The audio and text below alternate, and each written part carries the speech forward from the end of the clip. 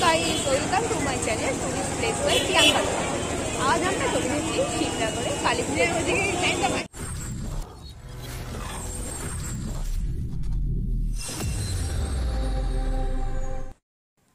প্রথমেই জানিয়ে দিই কিভাবে আসতে হবে এই শিমলাগড়ের কালীবাড়ি। হাওড়া বর্ধমান মেন লাইনে ট্রেন ধরে চলে আসতে হবে শিমলাগড়। স্টেশনে এসে 2 নম্বর প্ল্যাটফর্ম থেকে এই যে রাস্তা দেখতে পাচ্ছি, এই রাস্তা দিয়ে বেরিয়ে 2 মিনিট হাঁটলে আমরা চলে আসবো জিটি রোডে।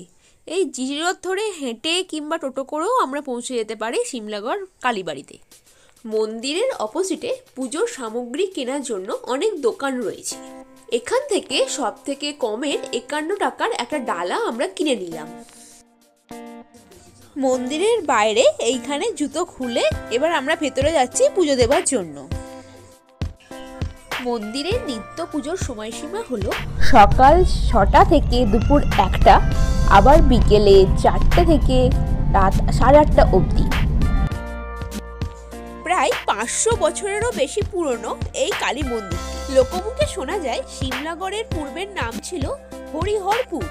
সেই সময় চারপাশে ছিল জঙ্গলে ঢাকা, আর ডাকাতেরা ডাকাতি করতে যাবার আগে এখানে এসে নরবলি দিয়ে যেত। পরে ওই পরিবারের এক সদস্য নরমুণ্ড দেখে ভয় পেয়ে যায়, আর সেই থেকে এখানে ছাগলকে বলি দেওয়া হয়। কালী পুজোর দিন আর দীপান্বিতা অমাবস্যায় এখানে বিশেষ পুজো হয়। কালী পুজোর দিন মাকে মাছ সহ 108 রকম ভোগ দেওয়া হয়, আর প্রতি বছর কালী পুজোর আগে মায়ের এই মূর্তি রং করা হয়। নিত্য পুজো ছাড়াও মাকে সাক্ষী রেখে এখানে অনেকেই বিয়ে করতে আসে। এছাড়াও নতুন গাড়ি পুজো, উপনয়ন, বিভিন্ন ধর্মীয় অনুষ্ঠানও এখানে পালন হয়। ছবিতে যে গাছটি আমরা দেখতে পাচ্ছি, এই গাছেতে সুতো বা মাটির মূর্তি বেঁধে মানত করলে নাকি মনস্কামনা পূর্ণ হয়। মায়ের মন্দিরের পাশে রয়েছে শিবালয়। এখানে আমরা শিব ঠাকুরকে দর্শন করে নিলাম।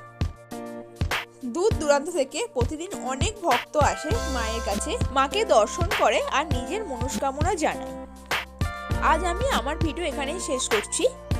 শেষ করার আগে একটা রিকোয়েস্ট সবার কাছে, আমার ভিডিওটি যদি ভালো লেগে থাকে তবে অবশ্যই লাইক, কমেন্ট আর শেয়ার করবেন, আর সাবস্ক্রাইব করতে ভুলবেন না আমার channel tourist place by Priyanka Dutta.